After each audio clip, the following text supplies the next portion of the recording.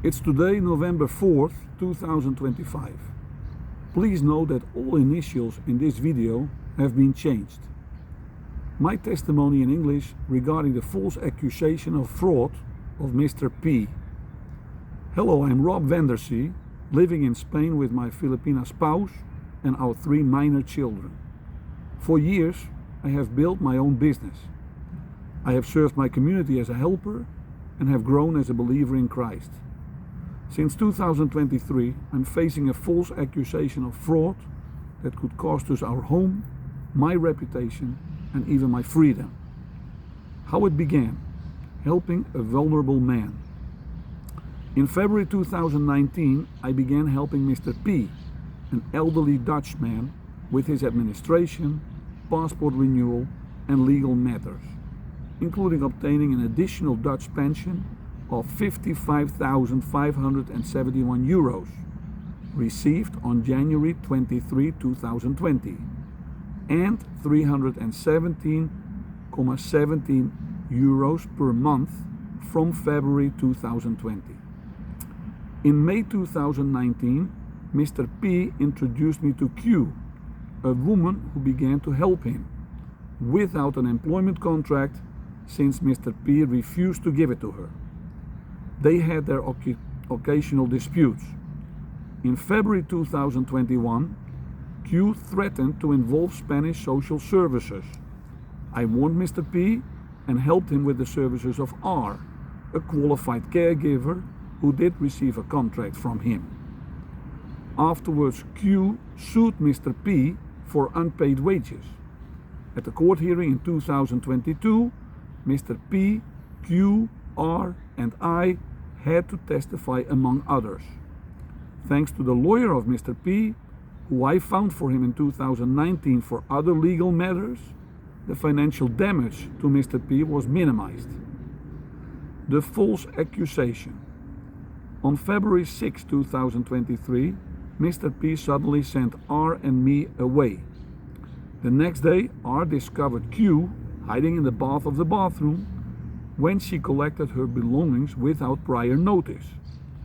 On February 8, 2023, Mr. P called me from the phone of S, a friend of Q, whom I had never met, and Mr. P accused me of stealing money from his bank account. He probably based his accusation on a single transfer he made himself because of our trip costs to Madrid for his passport renewal in April 2019. I told him I had not stolen anything, that I had always wished the best for him, and that I found it very ungrateful of him to think that way. The call was disconnected, and I immediately called the bank of Mr. P. I was told he had not been there for a while. I then called S, her mobile phone, and asked her where she had been with Mr. P. S told me not to worry.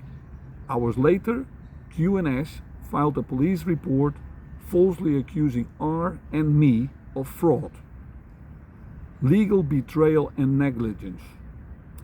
On May 2019, 2023, Q, S and Mr. P declared before a judge.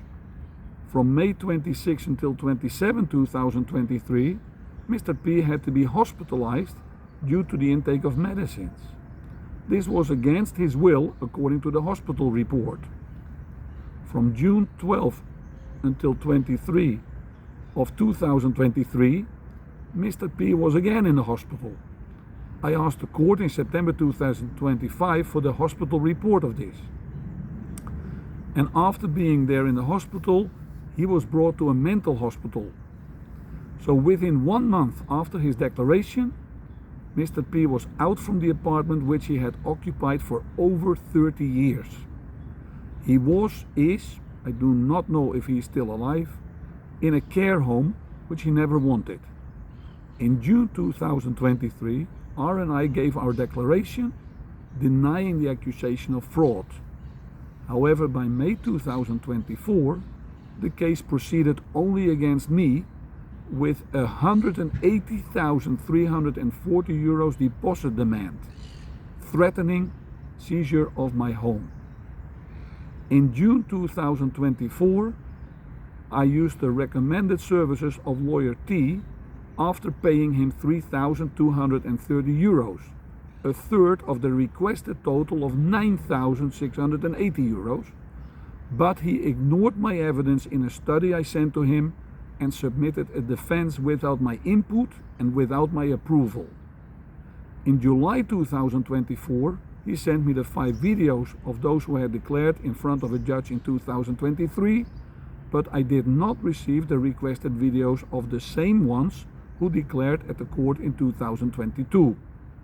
A comparison of the videos should prove my innocence.